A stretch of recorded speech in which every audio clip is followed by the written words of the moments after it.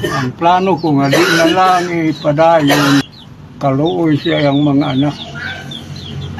Kung ipadakop siya, na may mabuhay sa pamilya. Sige lang, kaya ako tigulang na, ulat na lang panahon, dili na ko gusto nga mawala sila nga bata pa. So, mura nang ako sip, palihog. Tinuod, naguban ang mata ko pero pasayong ko giyapo. Maura na sip akong istorya sa inyo.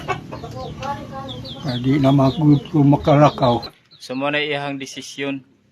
Kaya mo siyang gi-padesisyon, murag yun na iyahang kung nga maluoy siya sa iyang anak.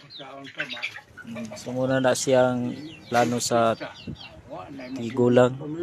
Kaya ang iyang mga anak nakagada po sa iyahang isulti. So wala tayo mahimo ana guys.